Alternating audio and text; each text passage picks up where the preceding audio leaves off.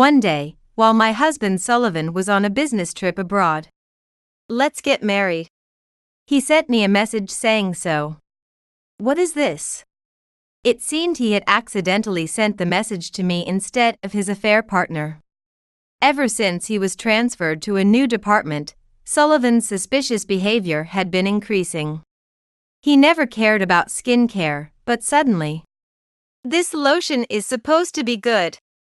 I had thought it was strange, and now it seemed that Sullivan, who never helped with childcare or housework, had been busy with an affair. How foolish can this man be? Then, the message was immediately deleted. Sullivan must have realized his mistake and hurried to delete it. I would have loved to see his expression at that moment.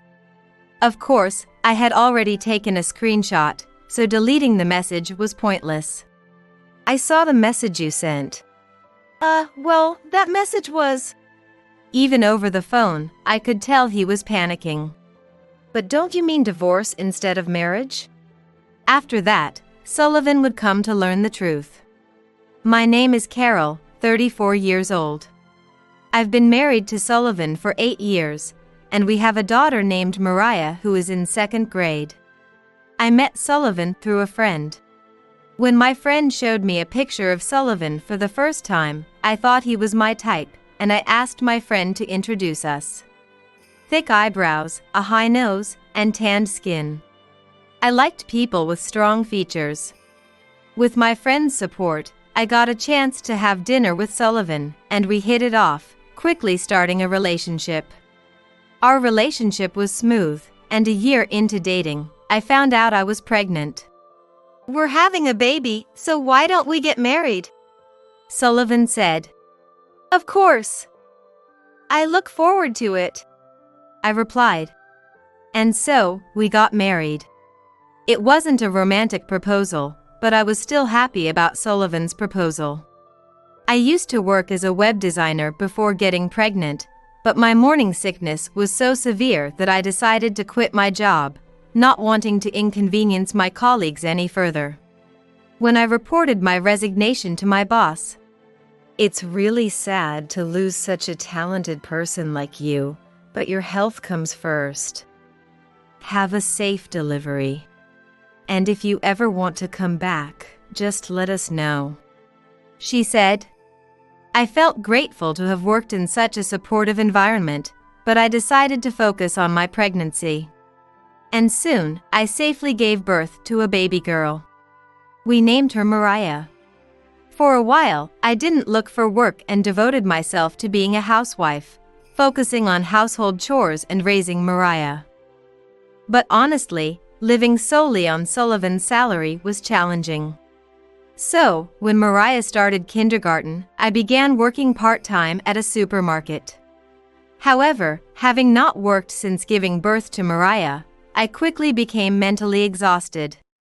Moreover, since Mariah was still young. "Mariah has a fever, please come and pick her up." The kindergarten often called me, which made me feel very sorry towards my colleagues. To make matters worse, Sullivan's lack of understanding of housework and childcare was hard to bear. "Wow, what is this meat? It's too tough. I can't eat this. Sorry, but I'm throwing it away." Although he seemed apologetic, Sullivan would still casually throw away the meal I had made despite being busy. Sure, it might have been a bit tougher than usual. But saying it was inedible was too much. With housework, work, and childcare, I wished he could cut me some slack. There are other instances, too. "You know, the bathroom floor was a bit dirty. Could you clean it up? It doesn't have to be today, tomorrow is fine." He said this with a smile. If he noticed, why didn't he just clean it himself? This attitude extended to our parenting responsibilities as well. "When it comes to Mariah, should we choose a private preschool or the nearby public one?" I asked Sullivan. I'm not really sure, Carol, you should decide." All decisions about parenting were left entirely to me. Sullivan never thought of himself as being inconsiderate. In his mind, he probably believed he was being kind. Indeed, Sullivan's tone was always gentle, and he wasn't the type to force his will on others. Both Sullivan and I had calm personalities, so we never had major arguments while dating. That's why I never noticed this side of him until we got married. It only became apparent after we started living together. I first realized it when I cooked a homemade meal for Sullivan. "Wow, this is delicious. I didn't know you could cook, Carol. Thanks for the meal," he said, smiling, while casually leaving his plate on the table and stretching out on the couch. What? He's not even going to take his plate to the sink? I was a bit shocked. "Hey, could you at least take your plate to the kitchen?" I said without thinking. To my surprise, Sullivan looked shocked too. From his reaction, I realized he never did anything at home growing up. When I asked him to carry his plate, he was surprised, but, "Oh, sure, I'll take it," he responded immediately. Since then, if I remind him, he does what I ask, but he never acts on his own.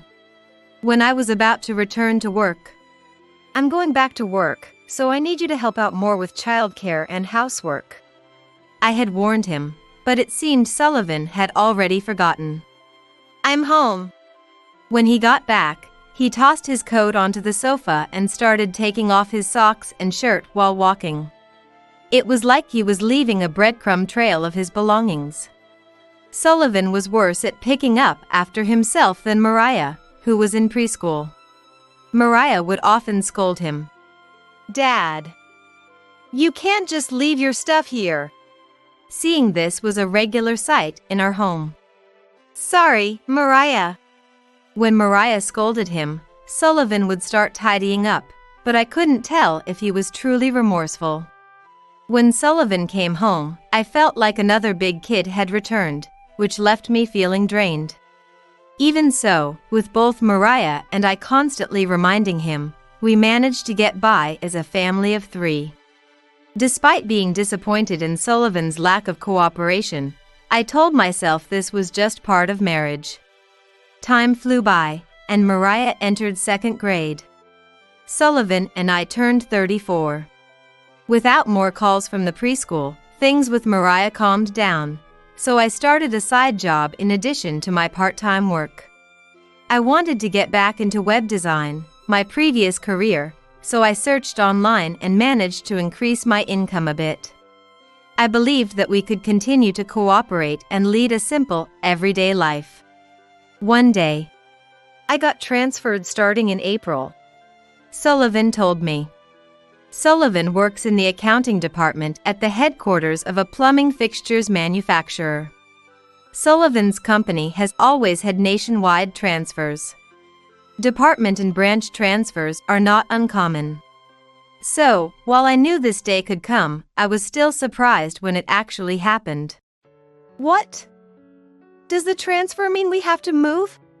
"No, actually, my job at headquarters will stay the same. I'll be transferring to the Business Development Department. It's a new department starting in April." "Is that so?" That's a relief. I was a bit shocked. "Yeah, me too." When the manager told me about the personnel announcement, I thought I'd finally have to relocate and was prepared for a solo transfer. Sullivan laughed.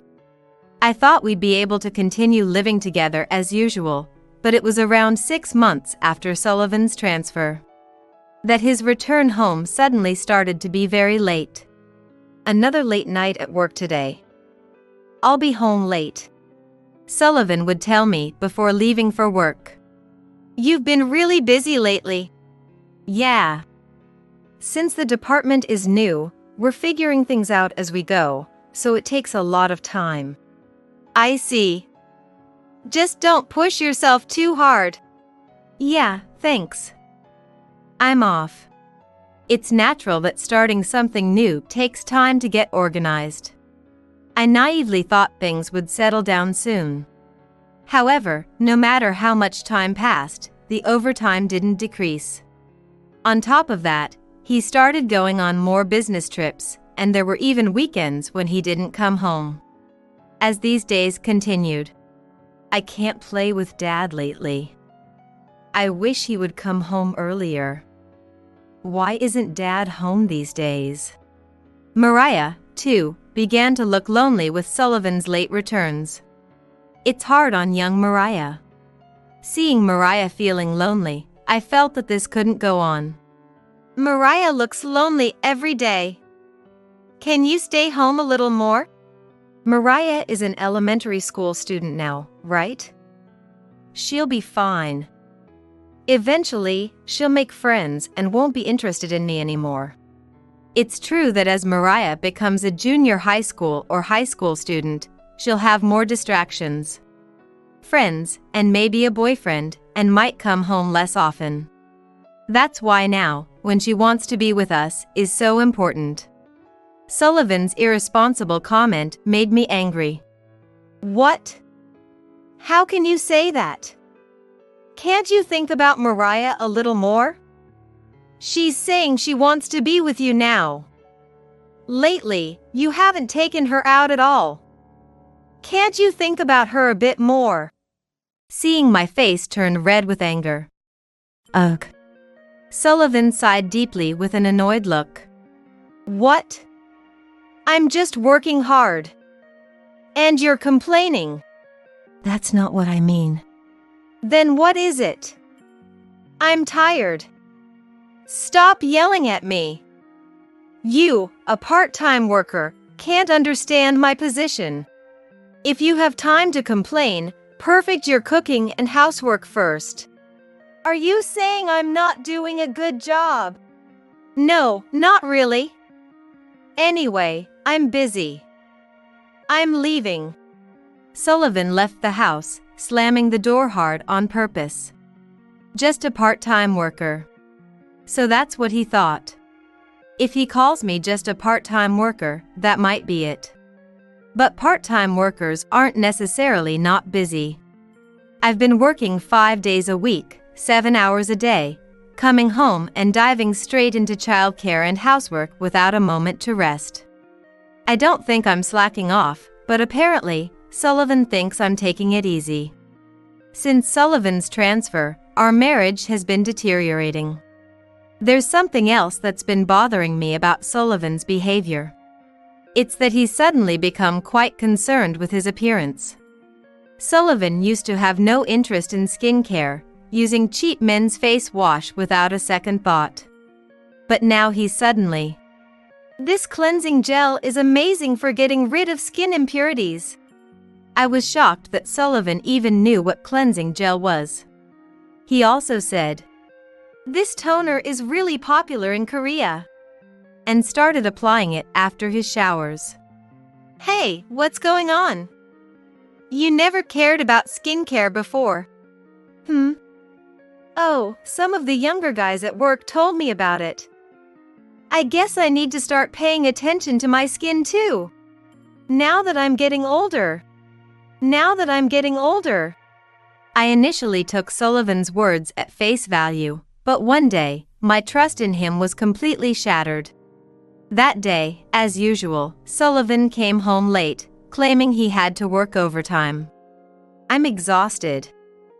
I'm going to take a shower first. And hurried off to the bathroom. I thought it must be tough having such a busy job, when Sullivan's phone, which he'd left on the table, started ringing.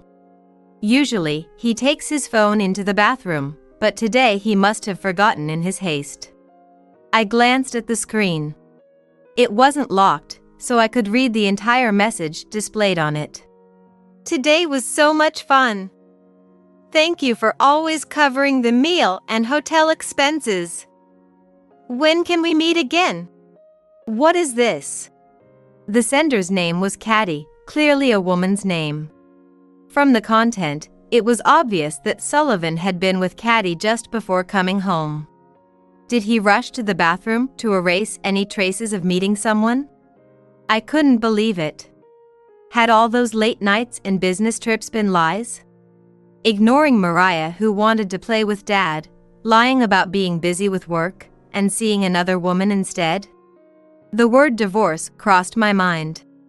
But at the same time, as Sullivan says, I am just a part-time worker. Even though I've started a side job, it's not taking off yet, and my monthly earnings are minimal. Thinking about Mariah's future, I doubted I could support her on my own. Should I pretend I didn't see anything? I had to put Mariah's happiness first. After thinking it over while Sullivan was in the shower, I decided to stay silent. If I pretended not to know, Mariah could still have her dad around. After a while, Sullivan came back from the shower. He picked up his phone and looked at me with a worried expression, but when I acted like I hadn't noticed anything, he quickly turned his attention back to his phone. Sullivan seemed quite pleased with the message from Caddy, judging by the slight smile on his lips. I felt a surge of anger so intense that I almost wanted to stab him with a knife, but I had to hold back for now. Then, "Hey, I have a business trip this weekend. Could you pack my overnight stuff?" As I was packing his things, from the pocket of his suit jacket, a hotel loyalty card fell out. And for someone who never cared about beauty products, "I heard this face mask is amazing. I'll take it with me on the trip, so put it in the case," he said. Pretending not to notice, he seemed to think he was getting away with his affair. While sitting alone in the living room, ugh, I let out a big sigh, and Mariah came over. "Mom, don't sigh. You'll chase away the happiness," she said, putting her hand on my mouth. What a sweet child. I just adore Mariah so much. To protect her, I keep telling myself to endure it. Even after that, Sullivan would always say it was for work. "Can you at least bring in the laundry?" I asked. "I'm tired from work." "Laundry is women's work, isn't it?" he replied. "Can you help Mariah with her homework?" I asked. "I've used my brain all day at work. I don't want to deal with that at home," he said. And the most frequent one was, "I'm going to be late again because of work. Oh, and I have another business trip next week," he said, blaming work for not doing anything around the house, not even being home.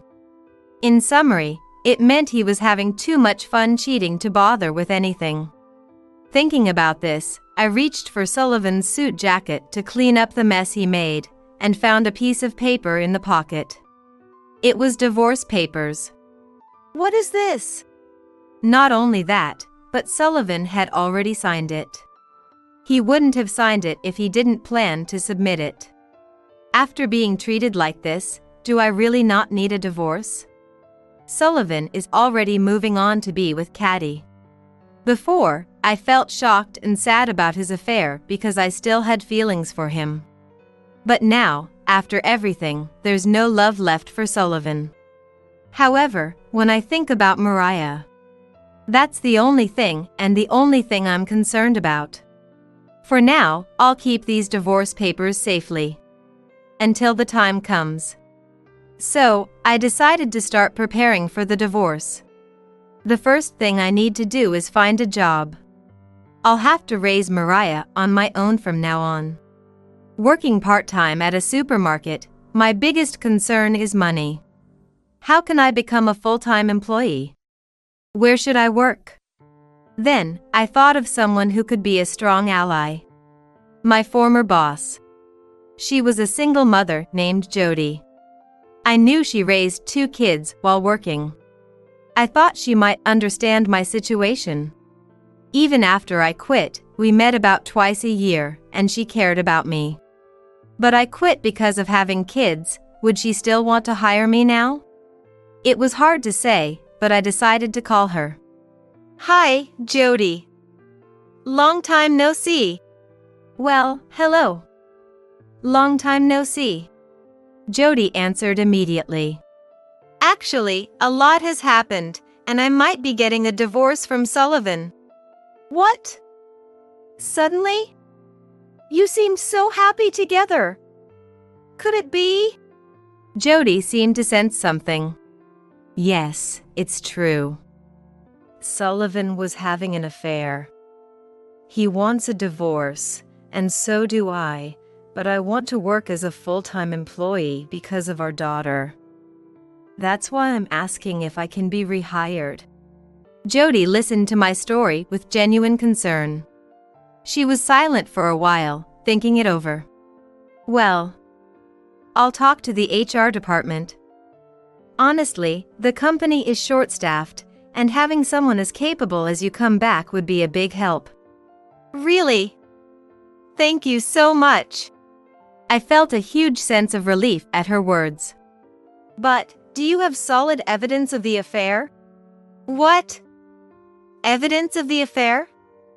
I have hotel loyalty cards and screenshots of messages, but that's about it. That's not enough. To really make Sullivan pay, you need more concrete evidence. As someone with experience, I'll help you gather it. What? Experience? When I heard Jody's story, I found out that her reason for being a single mother was also her husband's infidelity. Jody had hired a lawyer and gathered plenty of evidence to claim compensation, which made the divorce proceedings go smoothly and ensured she got both child support and alimony. You need solid evidence to get a favorable divorce. Messages alone aren't enough. You need multiple photos of him entering and leaving hotels or the affair partner's house. What? That much evidence? I had no idea. I was stunned. I didn't realize gathering evidence was that hard. But don't worry. I'll introduce you to the detective agency I used. I'll even go with you. Jody arranged for us to visit the detective agency the following week and accompanied me as promised. She was truly a reliable person, just as she had been when we worked together. 6 months passed. Even so, Sullivan hadn't asked me for a divorce. For me, it was actually convenient. I was grateful for the time to prepare for the divorce. As a token of gratitude, I'll bring him down to the depths. That's the least I can do. This is all your fault for cheating on me. So, don't blame me. During these 6 months, with Jody's support, I was rehired as a full-time employee. Since web design requires a certain level of knowledge, the company offered me a generous salary as an experienced professional. And I gathered plenty of crucial evidence. When I hired the detective agency, they quickly gathered the proof I needed. Sullivan had been reckless, thinking I wouldn't find out. They got evidence quickly by tailing him on days he claimed to be working late or on business trips. What a fool he was. Unaware of my divorce preparations, Sullivan came home today, throwing his clothes around and saying, "Hey, I'm home. Get dinner ready." So casually. I used to get irritated by such remarks, but not anymore. With a smile, "Tonight, I made your favorite steak." I served Sullivan his favorite dish. I felt nothing for him. I'll be saying goodbye to this big child soon. When I was about to put my plan into action, "I'm going on an overseas business trip tomorrow, so I'll be gone for 4 days," Sullivan told me. An overseas business trip at last. I marveled at Sullivan's bold move and said, "Does your company even have overseas business trips? I've never heard of your colleagues going on one," I asked, pretending to be suspicious. I wanted to see the look of panic on Sullivan's face. "What? It started this year. I guess I'll be the first to experience it," Sullivan said with a wry smile. "Really? Are you going alone? Or with someone else?" "Well, some coworkers are coming along too." "Why are you asking all of a sudden? You never usually ask about this. Sullivan was clearly flustered. It was obvious he was hiding something. I was just curious. It's an overseas trip, so make sure to have fun. I smiled and walked away. I made up my mind. I would do it while Sullivan was on his business trip overseas. I resolved this in my heart. On the day of Sullivan's departure, Sullivan was unusually cheerful. Normally, he would have me prepare his things, but this time he said he would do it himself. I was convinced he was planning to take time off work and go on a trip with Caddy. This is the perfect chance. I'll definitely divorce him today. About 2 hours after Sullivan left the house, the doorbell rang. The moving company I had arranged arrived. I had timed everything for the day Sullivan left for his trip. Please take all these boxes to this address. I planned to move all of my and Mariah's belongings to my parents' house. I had already explained everything to my parents. When I told them, I'm getting a divorce. He cheated on me. They were quite shocked. But when they learned I had changed jobs and hired a detective to gather evidence, they understood my resolve. Nick, my dad said, if that's the case, come live with us. We'll take care of Mariah. Fortunately, my parents' house wasn't far from ours, so Mariah wouldn't have to change schools.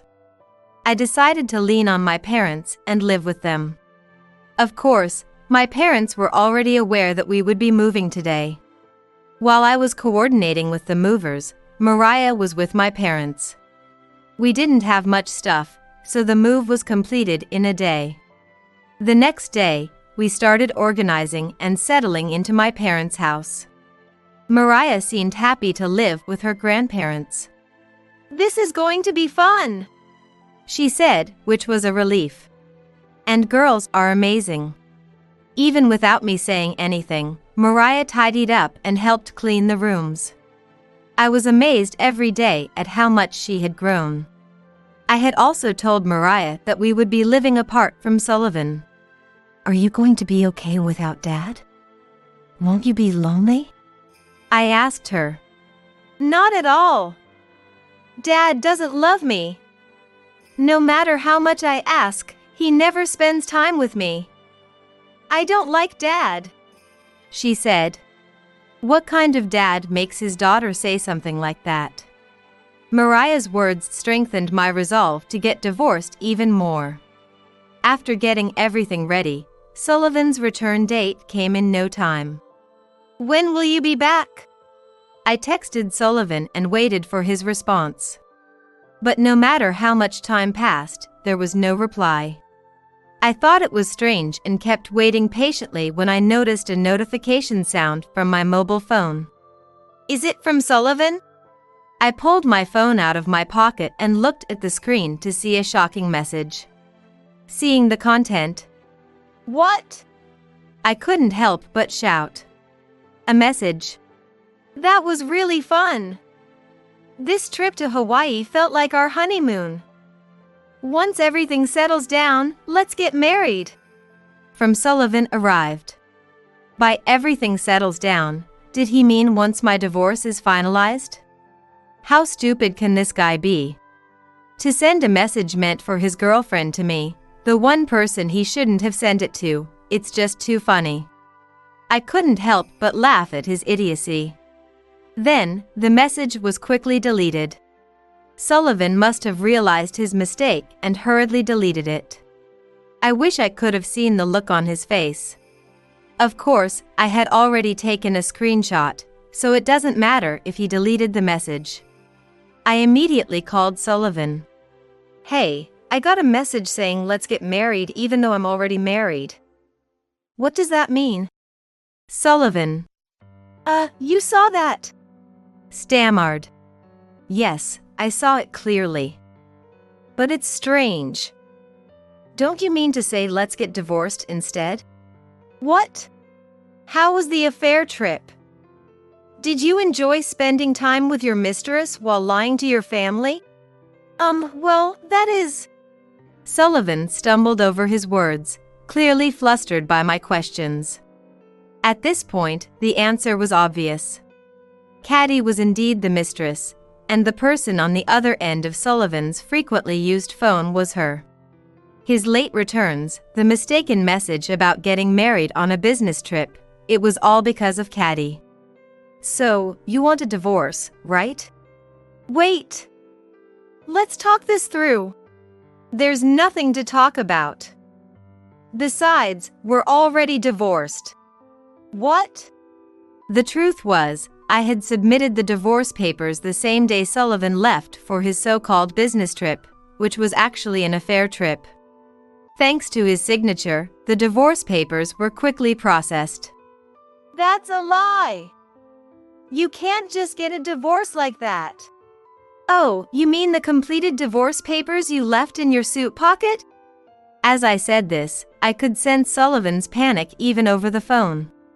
You didn't, the divorce papers. Yes, I filed them as you wished.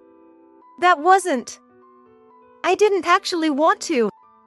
Let's just talk when I get back, okay? I said there's nothing to talk about. With that, I hung up on Sullivan without waiting for his response. After that, he sent several desperate messages. Please reconsider. And those divorce papers were just for show. But I ignored them all. A few hours later, Sullivan called again. It was probably when I got home. Even though I ignored it multiple times, the phone kept ringing, so I had no choice but to answer it. What? Do you still need something? Hey! What is this? Why are your and Mariah's things gone? And this picture? I told you we divorced, didn't I? We can't live together. Do you like that picture? It turned out well, didn't it? I laughed. In fact, I had framed and placed in the living room a picture of Sullivan and Caddy walking arm in arm. No way! What about Mariah? She hates being apart from me, doesn't she? She was always saying, Dad! Dad! Are you going to ignore Mariah's feelings? I snorted with laughter. Mariah said she hates you. You are the one who ignored Mariah's feelings. That's a lie. And you're just working part-time. How are you going to raise her alone? Oh, I'm already working full-time, and my salary is pretty good. So don't worry. When did this happen? I haven't heard anything about it. There's no need to tell someone who's never home, right? All the evidence is gathered, so make sure you pay the alimony and child support properly. And give my regards to Caddy. With that, I hung up the phone again. He kept calling multiple times after that, but it was annoying, so I blocked his calls. After that, I again sought help from the lawyer introduced by Jody, and it was decided that Sullivan and Caddy would pay alimony. Also, through the lawyer, Sullivan agreed to pay $500 a month in child support until Mariah turns 20. If Sullivan doesn't pay the child support, the lawyer would enforce it through legal means. Also, Caddy's parents found out about her relationship with a married man when she was demanded to pay the alimony. She was told to break up, and she dumped Sullivan. It seems she didn't have strong enough feelings for Sullivan to continue their relationship against her parents' objections. I said, serves you right in my mind. As for me, my work is going very well. The side job I started as a distraction has become too much to handle because my main job is so busy. Returning to my workplace after a long time, I was surprised by all the changes in the system and equipment, but I'm doing my best to keep up. For my lovely Mariah, for Jody who helped me, and for my supportive parents, I am determined to succeed in my job and repay them.